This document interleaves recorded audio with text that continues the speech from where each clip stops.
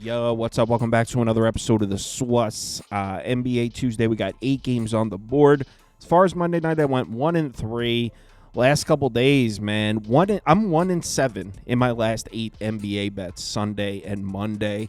It sucks. I was on a rampage. I was down like 15 units on the year, got it all back, went into the green, then went 1-7. So I gave a chunk of it back. And the Nets bet tonight, man, I had no idea Anthony Davis was supposed to come back. I placed it on Sunday night. I don't know if that information was available or not. I didn't see it, which is frustrating because you're going to lose bets. I'm going to lose thousands of bets. I hate the ones when it's like, damn, I was missing information. Those are frustrating because it's like that I didn't do my job correctly. But yeah, 1-7 in my last 8 NBA bets. Let's turn that around. Then we got 8 games for Tuesday night. Gonna run through them. Let's do it. I mean, is Cooper Rush worth 2.5 points? I would hope Quinn Ewers put up a decent stat line against Arizona State. If he didn't, we have a real problem. You can say the same thing about Creighton. Okay, they had the one good game against Kansas at home. When Toast talks about the kicking market, it's like some earth is flat shit. Andy, true or false, this is going to be a dog walking. Dog walking. This is my dog walking of the day. I think it's going to be very ugly. Dog walking. I think this is going to be ugly. Hey, get the sauce. We're starting out with Spurs Pistons, but first, this video is brought to you by SeatGeek. Today's episode is brought to you by SeatGeek, and I want to give them a shout out here. If you're looking for a spot to get the best deal on tickets to some March Madness action, gotta go with SeatGeek here. With over 28 million downloads, SeatGeek is the #1 rated ticketing app. There are over 70,000 events listed on SeatGeek, and not just sports. They've got concerts on there, festivals. If you need tickets to an event, SeatGeek is the spot. I love SeatGeek. I'm a huge SeatGeek guy. I like how each ticket is rated on a 1 to 10 scale. You got to look for the green dots. The green dots means great deal. Red dots mean not as great of a deal. If you want $20 off tickets from SeatGeek, use the code KIRMS, K-I-R-M-S. That's $20 off your first purchase at SeatGeek if you use the promo code KIRMS. And it doesn't have to be right now. You can click the link in the description and download the app, and you'll still get the $20 off later if you click this link right now. Promo code KIRMS. The #1 ticketing app, the best in the business. Why wait? Head on over to SeatGeek, promo code KIRMS.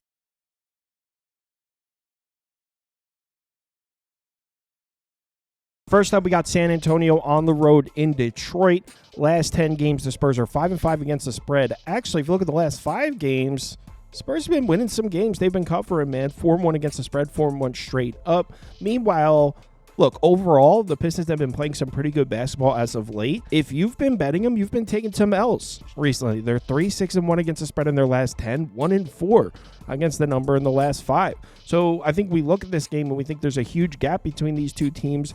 There might not be as big of a gap as we think. And the story with this Pistons team, I mean, I've been saying it, strength of schedule. In the last 10 games, they're 26th in strength of schedule. They played a very easy schedule. That's going to catch up to them at some point. And, I mean, we're already seeing the Pistons defense start to come back down to reality here. The Oklahoma City game, that's understandable. I mean, they played arguably the best team in the NBA. But Dallas, Miami, Washington, these are not offenses that should give you problems, and the Pistons did not play a good defensive game in any of those 3. And when you take a closer look, you start to see that some of these numbers might be a little bit misleading. For example, if you look at the Spurs offensive shot zones here, you look at the 3-point shooting and you would think, Spurs are going to be in prison here. San Antonio is an offense that likes to shoot the 3 ball. They're 4th in efficiency in the last 10 games, but the Pistons have been lights out against the 3-point shot. Top 10, maybe even top 5 3-point defense in the last 10 games. So you would think, this is a terrible matchup for San Antonio. They've struggled against good 3-point defenses all year. They're actually 6-14 against the spread against top 10 3-point defenses. So this is a terrible matchup for the Spurs offense. But as I just said, we might need to reevaluate this Pistons defense. It has not looked good. It's starting to fall off a cliff here. In the last 3 games against Miami, Dallas, and the Pelicans, they're allowing almost 40% 3-point shooting, over 62% in 2-point field goals. I mean, true shooting up close to 60%. Pistons defense has not looked good. So at first glance, it looks like the Pistons defense is going to be this super tough matchup for the Spurs.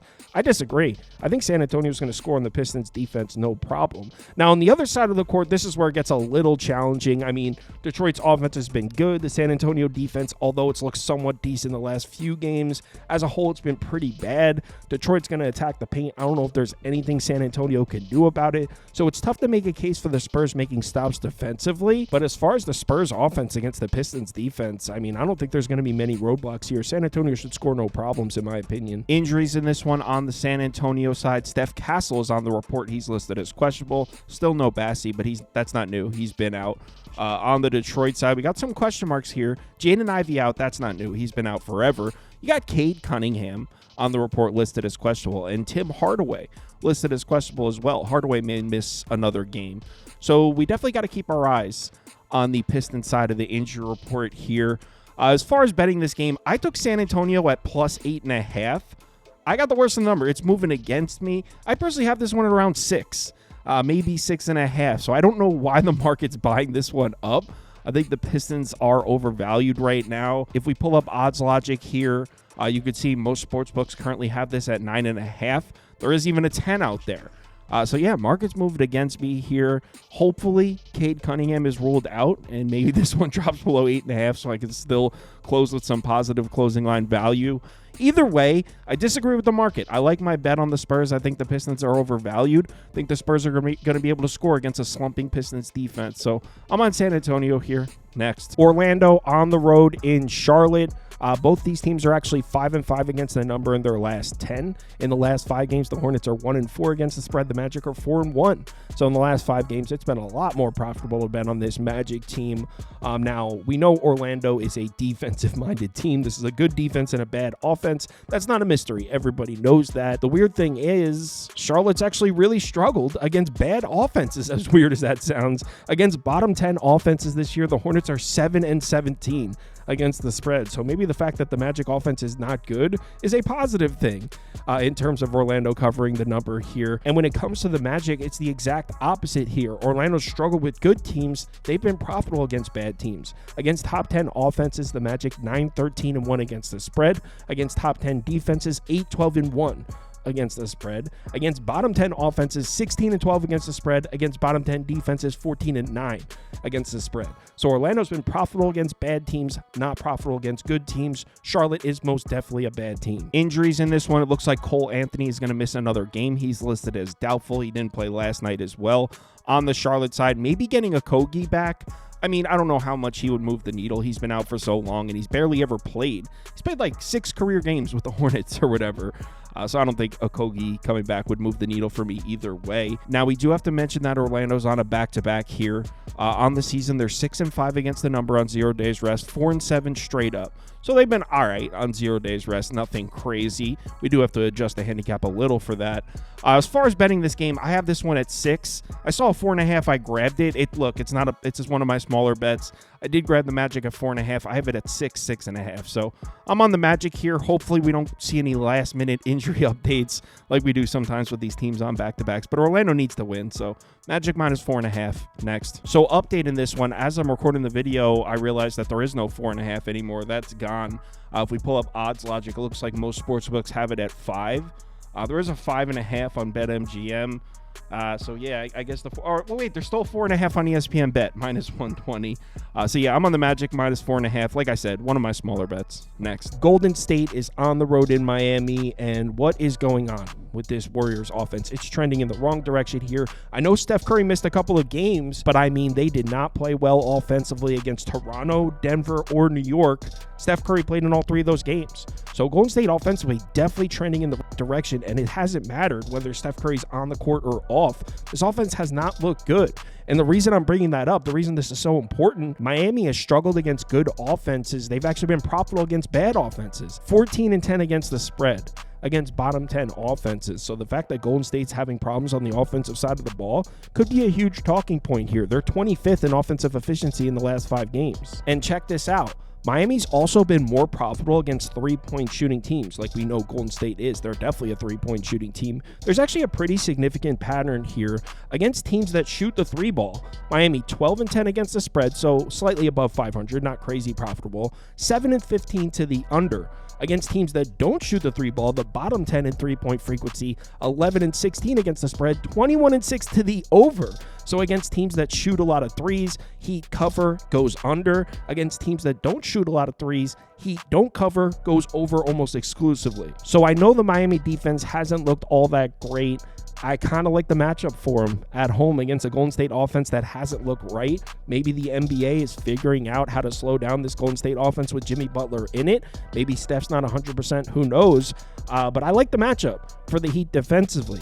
Now, when we flip it over to the other side, it's tough to make an argument for the Heat offense. They've been such a bad offensive team. And Golden State, we just got done taking shots of their offense. I mean, on the defensive side of the ball, they've been fine. They've been a top 10, maybe even a top 5 defense in the last 10 games. So you won't hear me taking shots at the Warriors defense. They've been great defensively.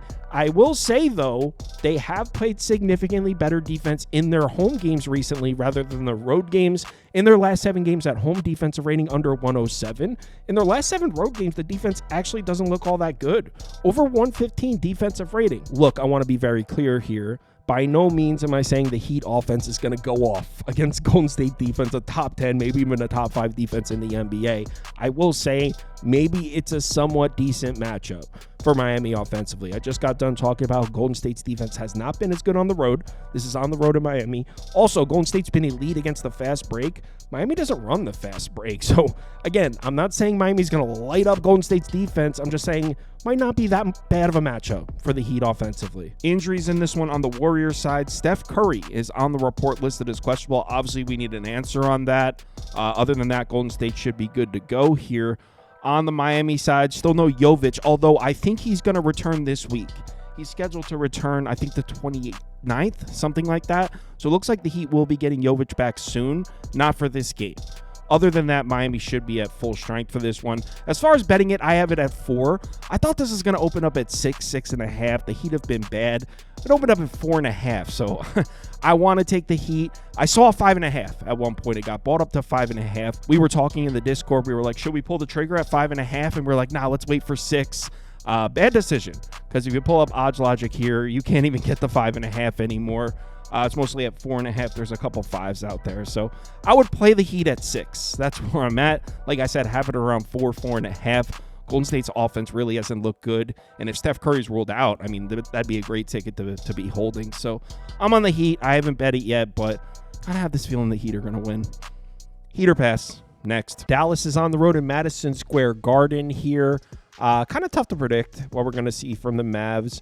Obviously, if we're looking at recent data, the Mavericks defense has been absolutely terrible. They're 29th in defensive efficiency in the last 10 games. And yeah, Anthony Davis may be back, but I very seriously doubt he's going to play on a back-to-back. I mean, he just came back after being injured for a pretty substantial amount of time. I doubt he plays on 0 days rest. So we should be safe just to handicap this game without Anthony Davis because, like I said, I very seriously doubt he's going to play, which means we're talking about one of the worst defenses in the NBA in the Dallas Mavericks against a Knicks defense that's pretty good. I mean, they're third in defensive efficiency in the last 10 games. They've played a relatively easy schedule, but it's pretty clear if you take Jalen Brunson out of the Knicks rotation, they go from a good offense to a bad offense, and they go from a bad defense to a good defense, or a mediocre defense to a good defense. The Knicks defense looks pretty good right now. Now, obviously, we have to mention that the Mavs are on a back-to-back, but Dallas has been pretty good in these situations so far this year. They're actually 8-3 straight up, 8-3 against the spread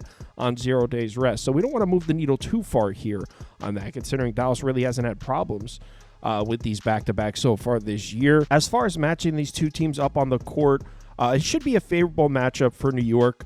This Knicks team is not an offense that runs in transition. They're not really an offense that runs in transition anyway, but you take Jalen Brunson out of the rotation, and it seems like the Knicks run even less frequently in transition. They're 29th in transition frequency in the last 10 games. The reason I'm bringing that up, one of the strengths of this Dallas defense all season has been defending the fast break. So you got a Knicks team that doesn't really run the fast break. And you can see Dallas has been less profitable against teams that don't run in transition.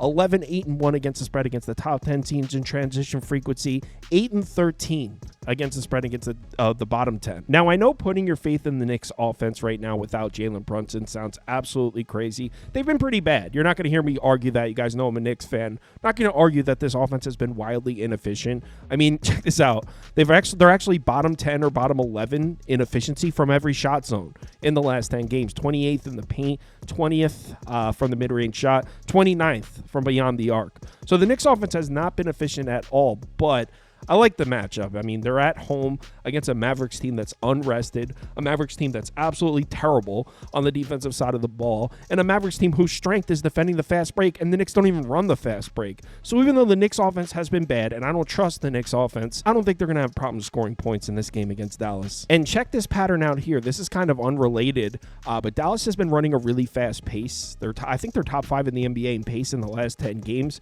And like I said, we shouldn't see Anthony Davis in this one, so we should see a fast pace from Dallas. The Knicks against fast-paced teams have gone over the total at a pretty high rate here, 17-9-1 to the over against the top 10 in pace. Now, here's where it gets complicated, because I like the over in this game, spoilers. Now, here's where it gets complicated. The Knicks are actually 4-10 to the under in the last 14 games. So how can we bet an over in a Knicks game right now? The under's been cashing left and right in these New York games. Here's why I like the over. You look at these last 14 games. You want to know how many fast-paced teams the Knicks have played in these last 14 games in this span? 2. One against Washington, which went over the total, and one against Memphis, which stayed under the total, but the total was 244 in the game. So, yes, the Knicks offense looks bad. Yes, these Knicks games have stayed under the total. But like I said, you got a Mavericks defense that's terrible on a back-to-back. I think the Knicks are going to score points. I think the Knicks offense actually looks good in this one. I think it's a buy low spot on these Knicks totals. So I bet the over at open. I'm in at 222.5. I'm on the over, slightly lean towards the Knicks at 7.5 as well. Next, Atlanta's on the road in Houston. Both these teams have been winning basketball games as of late. The Rockets are 9-1 straight up in their last 10 games. The Hawks are 7-3. Both these teams are 6-4 against the spread in their last 10. So if you've been betting both these teams, you're doing well. Houston, though, 1-4 against the spread in their last 5, so maybe not so much as of late. They are winning games, though. Now, right off the bat, I have something I like here for Atlanta.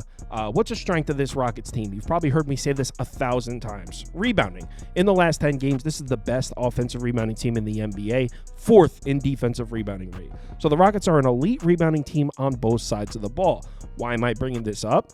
Because Atlanta's actually been pretty solid on the glass. They're 8th and 13th on the offensive and defensive side in the last 10 games, and Houston's been significantly more profitable against bad rebounding teams. You can see in this graphic here, the Rockets are actually below 500 against the number against the top 10 offensive rebounding teams and the top 10 defensive rebounding teams. Atlanta's right there near 10th. They're 13th and 8th. So I like that. I actually like the rebounding matchup for Atlanta. Not that I think they're going to win it, but this is a Rockets team that's so used to just dominating the board. I don't think they're going to be able to bully the Hawks around on the boards in this one. That being said, there's definitely a few things I like here for the Rockets. Number one being the Hawks transition offense. We know this Atlanta team loves to get out and run. On the season, they're 2nd in the NBA in transition frequency. This is a Hawks team that's always getting out and running.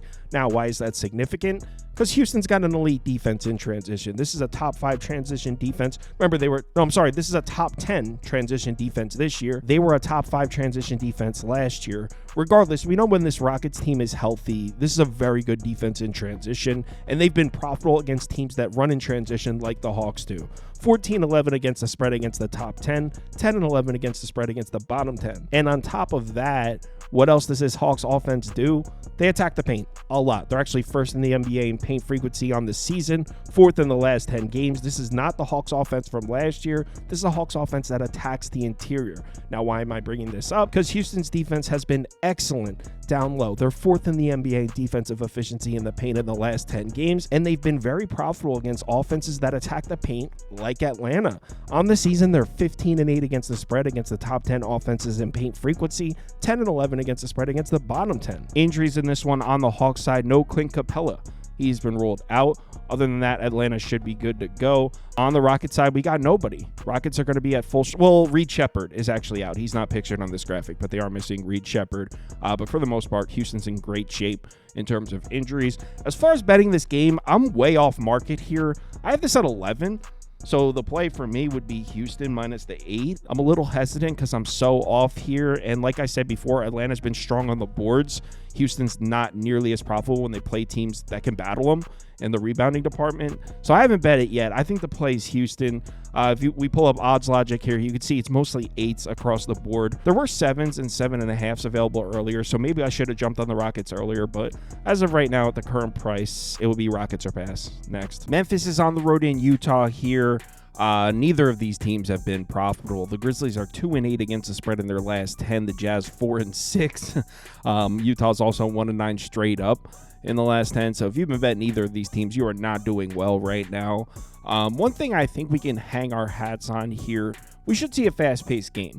I mean, both these teams are top 5 in pace on the season. Both these teams are top 5 in pace in the last 10 games. So these are two of the fastest-paced teams in the NBA, and neither of them have slowed down. And both of these teams, when they've played opponents who also run a fast pace, they've trended heavily towards the over, both of them.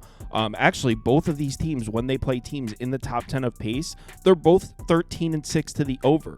So both these teams run a fast pace. Both these teams have trended heavily towards the over when seeing another fast-paced team. So right off the bat, we know we should see points here. The turnover battle goes to Memphis here in a major way, and it's actually not even close. In the last 10 games, the Grizzlies are 4th in turnover rate, 9th in forced turnover rate. So Memphis is a top 10 team in the turnover department on both sides of the floor. Utah is dead last. The Jazz cannot protect the basketball, and they cannot force turnovers. The reason I'm bringing this up, Memphis has been very profitable against teams that struggle with turnovers on both sides of the floor. Against bottom 10 in turnover rate in terms of offenses, Grizzlies are 11-9 against the spread. Against bottom 10 defenses in terms of forced turnover rate, 16-8 against the spread. So the Grizzlies should absolutely dominate the turnover battle in this one. Something else here that points towards a Grizzlies bet and an over is Utah's three-point shooting. This team's been launching a lot of threes lately. They're top 10 in three-point frequency on the season. They're actually 3rd in the last 5 games. So Utah's been shooting a lot of threes. Memphis, when they see teams that shoot threes, they've covered. 14-11-1 against the spread, so nothing crazy. 16-10 to the over when they play teams that shoot threes. So there's a lot pointing towards an over here. There's a lot pointing towards Memphis. Personally, I bet the Grizzlies. I think I got it at 9. Let me check my slip real quick. Memphis. Yeah, I got Memphis -9. It looks like it's up to 10 now.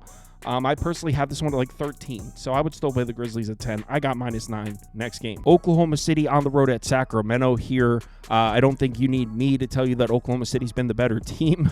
They're 9-1 straight up in their last 10 games, 9-1 against the spread. Meanwhile, Sacramento just 3-7 straight up in their last 10 games, 5-5 against the spread. That's obviously not including the Boston game, which is going on right now as I'm recording this, which, speaking of the Boston game, we have to mention that Sacramento is on a back-to-back on the season. They've been terrible in these spots this year. 3-11 against the spread on 0 days rest, 4-10 straight up. So Sacramento on back-to-backs has not been good on the second leg of back-to-backs. Now, Malik Monk did sit, so he'll be rested, but in terms of the rest of the Sacramento roster, I mean, Sabonis was listed as questionable. He ended up playing, so I wouldn't be surprised if he sits this one. I mean, the fact that they're on a back-to-back, not great.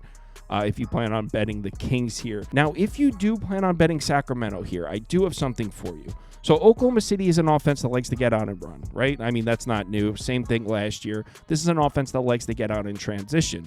One strength for this Kings team defensively has been the fast break.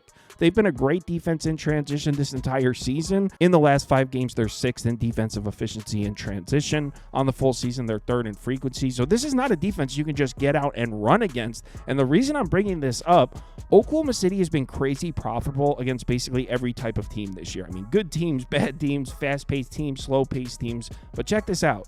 Against good transition defenses, Oklahoma City has had some problems. They're just 4-7 against the spread against top 5 transition defenses this year. Teams like Dallas has beaten Oklahoma City 3 times this year. Golden State beat them twice. So teams that are great at defending the fast break, like the Kings, they've been able to give Oklahoma City some problems this year. So there's something if you're looking to back Sacramento. Personally, is that enough for me to take the Kings? No, especially because I have a suspicion Sabonis isn't going to play.